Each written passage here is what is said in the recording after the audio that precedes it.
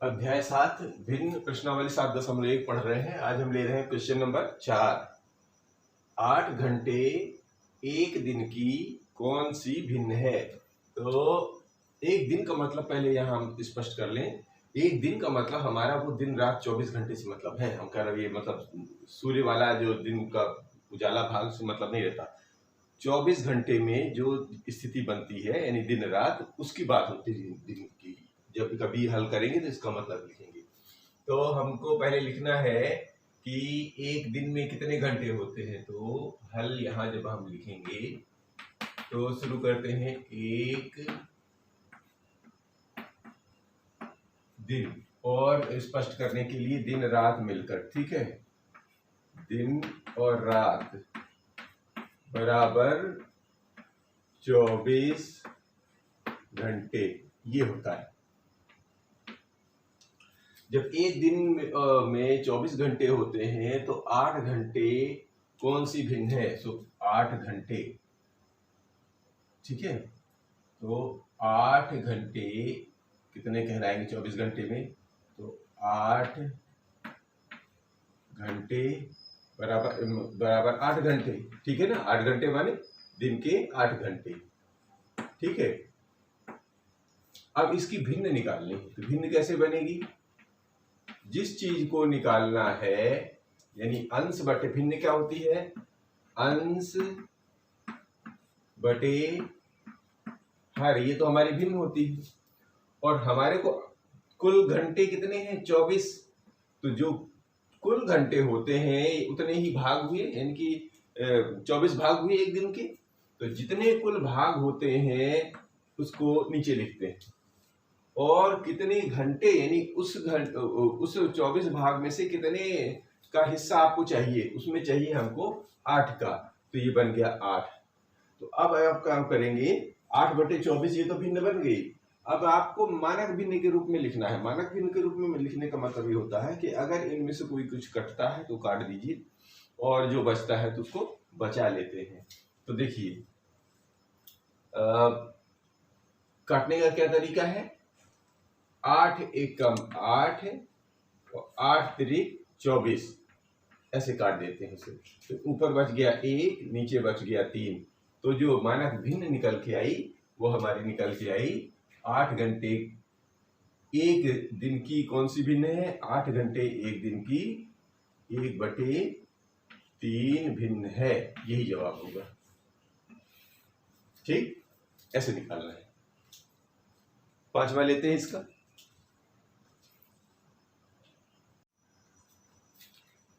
अब ये 5वां प्रश्न हो जाएगा।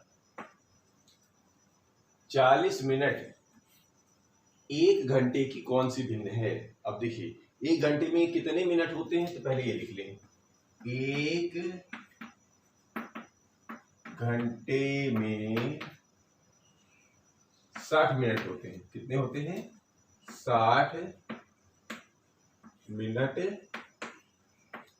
होते हैं, ठीक है। और निकालना किसका है? 60 मिनट में। तो 60 मिनट में 40 मिनट में, तो 40 मिनट में भिन्न बनेगी, में भिन्न होगी। कैसे निकालना है? जो भिन्न होती है वो ऐसे लिख लीजिए, भिन्न, और ये अंश बटे हर। हर कितना हुआ? हर माने जितना कुल हिस्सा होता है। कुल है 60, तो ये हम लिखेंगे ये 60, और निकालना कितने का? 40 का। ये बन गया 40। अब आपको क्या करना है? इसको हल करना है।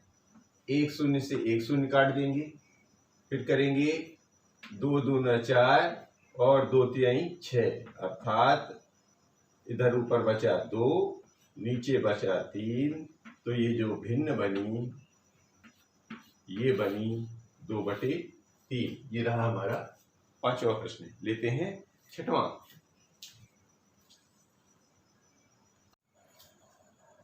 क्वेश्चन 6 है कि आर्या, अभिमन्यु और विवेक एक साथ बांटकर खाना खाते हैं। यानी 3 बच्चे हैं जो एक साथ बैठकर हमेशा खाना खाते हैं।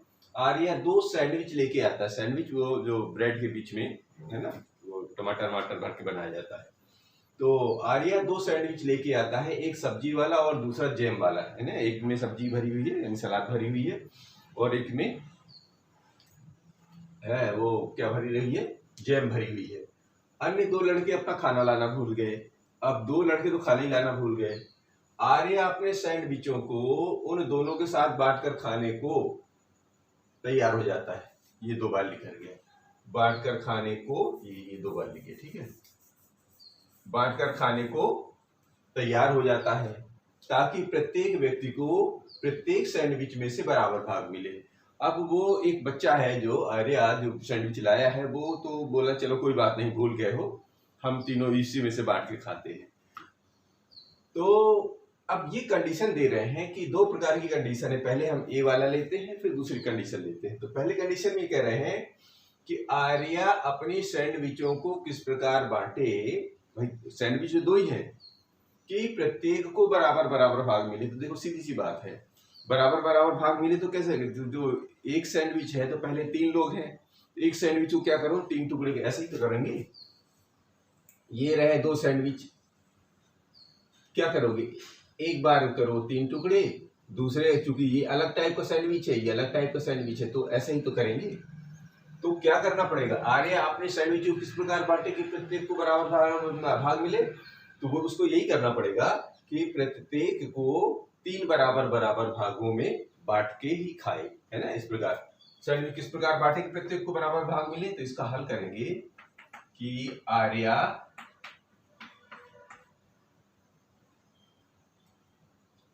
अपनी सैंडविचों को, या प्रत्येक सैंडविचों को ऐसा लिखेंगे क्योंकि अब 2 ही तो सैंडविच हैं। प्रत्येक सैंडविचों को क्या करें, 3 बराबर बराबर भागों में बांट देंगे, को 3 बराबर भागों में बांटे, है ना। प्रत्येक सैंडविच को 3 बराबर भागों में बांटे जिससे प्रत्येक को बराबर भाग मिले, जिससे प्रत्येक को बराबर भाग मिले।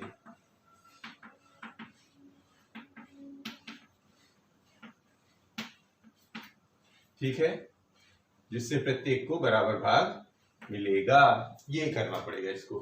अब इसी को, इसका दूसरा पार्ट है वो भी इसी में करते हैं।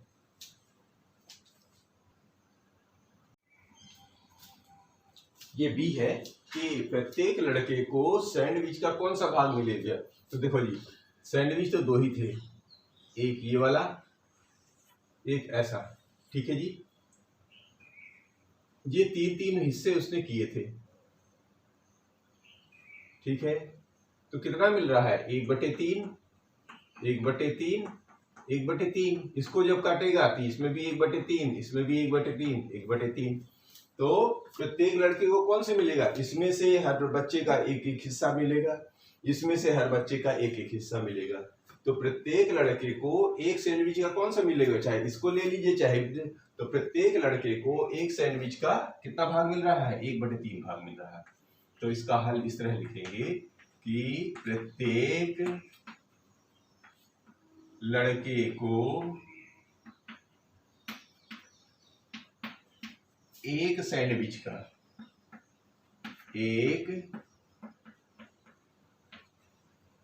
सैंडविच का कौन सा भाग मिल रहा है, 1/3 भाग मिलेगा। ये हो गया इसका जवाब कि प्रत्येक लड़के को, चाहे इसको काटेंगे तब भी 1/3 मिलेगा, इसको काटेंगे तब भी 1/3 मिलेगा। इस तरह इसका जवाब हुआ।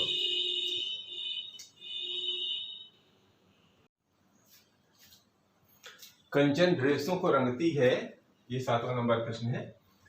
उसे 30 ड्रेस रंगनी थी, उसने अब तक 20 ड्रेस रंग ली हैं, उसने ड्रेसों की कितनी भिन्न रंग ली है, भिन्न बनानी है। यानी कि देखो इसमें ऐसा है ये कह रहे हैं कि उसके पास कुल ड्रेस कितनी है। तो पहले यहां लिख लो कुल ड्रेसों की संख्या, ड्रेसों की संख्या। कुल ड्रेस कितनी थी उसके पास 30, यानी कि कुल भाग कहलाए कुल कितने 30 है ना, अलग अलग पीस कितने हुए कुल 30। और जो उसने रंग ली है वो कितने रंगे हैं 20। तो रंगे हुए ड्रेसों की संख्या, रंगे ड्रेसों की संख्या जो उसने रंग ली है वो कितनी रंगी है 20। तो ड्रेसों की कितनी भिन्न रंग ली है, तो क्या है इसकी भिन्न बनानी है। सो रंगे ड्रेसों की भिन्न भिन्न निकालनी है। तो रंगे ड्रेसों की भिन्न, भिन्न कैसे बनेगी, जितने रंगे ड्रेसों की संख्या बटे कुल ड्रेसों की संख्या, यही होता है। भिन्न का मतलब अंश है कुल, पहले क्या निकालना है कुल ड्रेस। तो यहां पर लिखेंगे कुल ड्रेस और यहां लिखेंगे रंगे ड्रेस, रंगे ड्रेस, यही तो भिन्न बनी। तो रंगे ड्रेस थे 20 और कुल ड्रेस थे 30। तो शून्य से शून्य काट दो, कुल बना 2/3। तो जो हमारी रंगे ड्रेस की भिन्न बनी वो बनी 2/3। ये इसका जवाब हुआ। इसी तरह इसका 8वां प्रश्न लेते हैं। अब 8वां प्रश्न ये है कि 2 से 12 तक की प्राकृत संख्याएं लिखिए, वो अभाज्य संख्याएं इनकी कौन सी भिन्न है। यानी कि आपको 2 से 12 तक के अंक तो लिखने हैं, फिर उसमें ये ढूंढना है कि वो अभाज्य कौन कौन से हैं। उसके बाद आपको बताने हैं कि भिन्न किस प्रकार की बनी। तो पहले शुरू करते हैं हम 2 से 12 तक की सभी प्राकृत संख्याएं। तो लिखेंगे 2 से 12 तक की प्राकृत संख्याएं। एक को छोड़ रखा है इन्होंने, तो हम भी एक को छोड़ देंगे, जो कहेंगे वही करना है, ठीक है ना। तो हम भी लिखते हैं 2 से, तो 2 से लिखेंगे 3 4 5 6 7, ये 8, ये 9, ये 10, ये 11 और ये 12, इतनी संख्याएं हुई। अब कह रहे हैं इनमें अभाज्य संख्याएं ढूंढो। तो अभाज्य संख्याएं कौन कौन सी हैं वो देखो। तो ये है अभाज्य संख्याएं। तो ये लीजिए अभाज्य संख्याएं। तो अभाज्य संख्याएं जो होती हैं, देखिए जी, जो स्वयं और एक के अलावा नहीं कटती वो अभाज्य होती हैं। तो यहाँ पर स्वयं कौन कौन सी आएंगी, एक तो 2 आएगी और 3 आएगी, 4 नहीं आएगा, 5 आएगा, फिर 6 कट जाता है, 7 नहीं कटता किसी से, 8 कट जाता है, 9 कट जाता है, 10 कट जाता है, 11 ये नहीं कटता, 12 भी कट जाता है। तो अब देख लीजिए कि कुल कितनी संख्याएं हुई। तो 2 से 12 तक की प्राकृत संख्याएं, तो कुल प्राकृत संख्याएं यानी कुल 2 से 12 तक, यहां से लिखेंगे 2 से 12 तक कुल प्राकृत संख्याएं, प्राकृत संख्याएं। अब आपके पास दोनों चीजें निकल गई, गिन लीजिए 1 2 3 4 5 6 7 8 9 10 11। तो ये 11 कुल हो गई हमारी, 11 क्या संख्याएं हुई हैं। और अभाज्य संख्याएं कुल है 2 से, यहां से यही चीज यहां पे लिखें 2 से 12 तक कुल अभाज्य संख्याएं। जब पूरी चीजें नहीं लिखना हो तो ऐसे लिख दिया जाता है, इसका मतलब भी सेम वही होता है, ठीक है ना। तो पढ़ेंगे कैसे, 2 से 12 तक कुल अभाज्य संख्याएं। अभाज्य कितनी है इस वक्त 5, 1 2 3 4 5 संख्याएं। तो भिन्न क्या होगी, कुल और जितने से अंश होते हैं। तो जो भिन्न बनती है वो कैसे बनती है, जो कुल संख्याएं होती हैं वो नीचे आती हैं, यहाँ पर लिख भी सकते हैं कुल संख्याएं, यानी जो अभी दी गई है इस सवाल का, और अंश संख्याएं यानी अभाज्य संख्याएं। अभाज्य संख्याएं इस सवाल का है, ऐसा नहीं मत समझ लीजिए सभी अभाज्य संख्याएं। तो इस वक्त जो है अभाज्य संख्याएं हैं 5 और कुल संख्याएं हैं 11। तो ये इसका ये भिन्न बन गया। अब लेते हैं इसी का 9वां नंबर।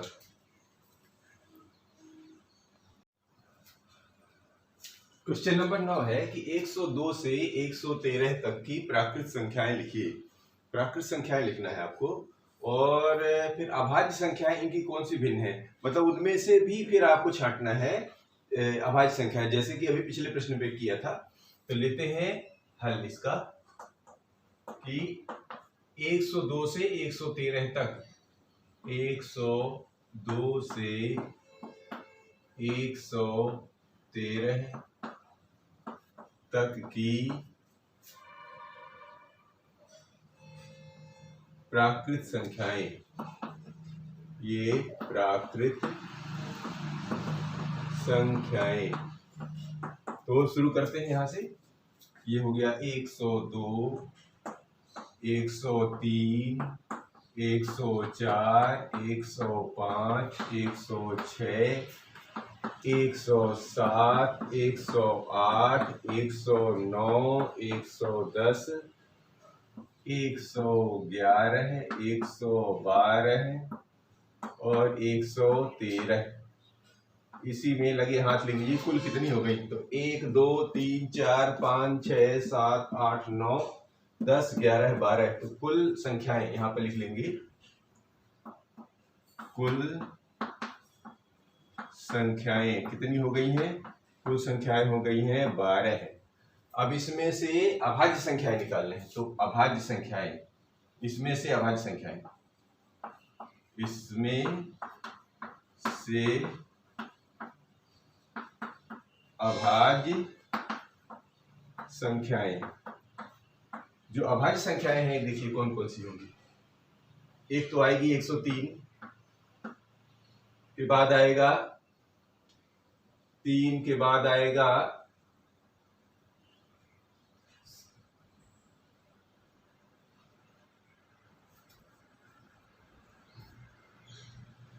2 नहीं आएगा, 2 तो नहीं आएगा।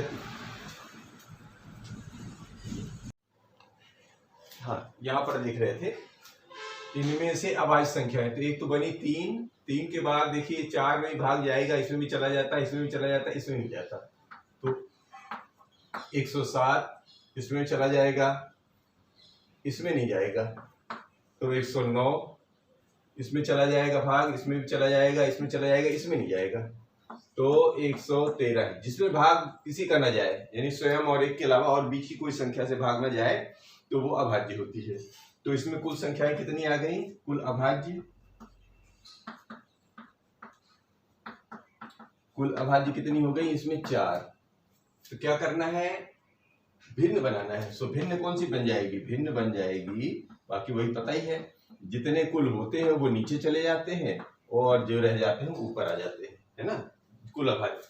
तो अभी भी कट रहा है, तो 4 एकम 4, 4 3 12, यानी कि जो हमारी भिन्न बनी वो बनी 1/3।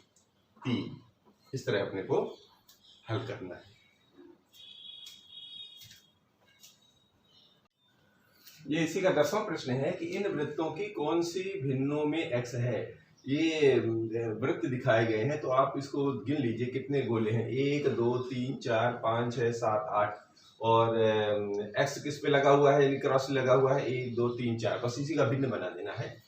तो हम लिखेंगे कि कुल वृत्त, कुल वृत्त या वृत्तों की संख्या, कुल वृत्त कितने हैं? 8, और x यानी क्रॉस, x वाले वृत्तों की संख्या, x वाले वृत्तों की संख्या, x वाले वृत्तों की संख्या कितनी है? 4 है। तो जो भिन्न बनती है वो अभी पता ही है, जो कुल भिन्न जो होते हैं, जितनी कुल संख्या होती है वो नीचे होती है, और जितने ये क्रॉस वगैरह लिखे रहते हैं वो जो है जितने अंश लेते हैं वो ऊपर आते हैं, बस। तो 4 एकम 4, 4 दूनी 8, यानी कि वो जो भिन्न बनी वो कितनी थी? 1/2, यानी ये हमें हल करना है। इसी तरह इसका 11वां है, वो भी लेते हैं।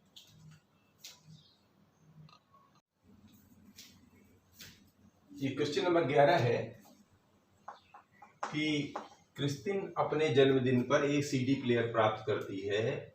वह तब से सीडी इकट्ठा करना प्रारंभ कर देती है। वह 3 सीडी खरीदती है, यानी उसने कुल खरीदा 3 सीडी और 5 सीडी उपहार के रूप में प्राप्त करती है। इसका मतलब उसे किसी ने गिफ्ट दिया है, 5 तो सीडियां गिफ्ट में दे दी है। अब उसके द्वारा खरीदी गई सीडी की संख्या कुल सीडी की संख्या की कौन सी भिन्न है, ये बताना है। तो चलो शुरू करते हैं कि पहले क्रिस्टिन द्वारा खरीदी गई सीडी की संख्या। तो ऐसा क्रिस्टिन एक बार लिख देते हैं, क्रिस्टिन द्वारा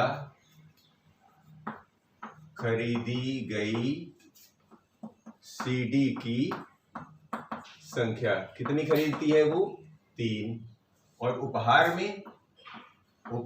में प्राप्त सीडी की संख्या, प्राप्त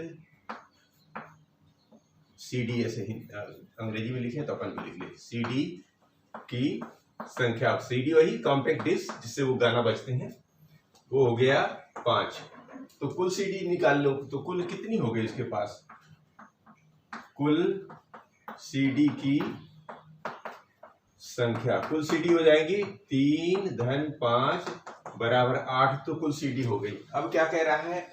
उसके द्वारा खरीदी गई सीडी की संख्या और कुल सीडी की संख्या कौन से भिन्न? चलो तो सबका अलग अलग निकालते हैं। क्रिस्टिन द्वारा खरीदी गई सीडी की संख्या, तो वो हमेशा कुल से ही निकलेगा।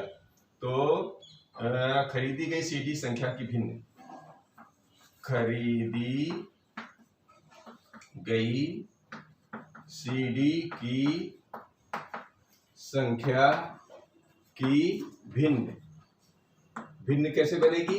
खरीदी तो उसने 3 थी और कुल उसके पास 8 था, तो ये बन जाएगा 3/8। इसी तरह उपहार वाली भी निकाल लीजिए, कुल सीडी की संख्या कौन सी थी और उपहार द्वारा, तो उपहार वाला भी निकाल लीजिए। तो उपहार में प्राप्त सीडी की संख्या की भिन्न, उपहार में कितनी मिली थी? 5, और निकालना कुल किससे है? 8 से। तो कुल सीडी की संख्या में कौन सी भिन्न है? तो कुल सीडी की संख्या से जो खरीदी गई में 3/8 है, उपहार में प्राप्त की गई सीडी की संख्या का 5/8 है। इस तरह ये प्रश्नावली समाप्त होती है। मिलते हैं अगली प्रश्नावली के साथ।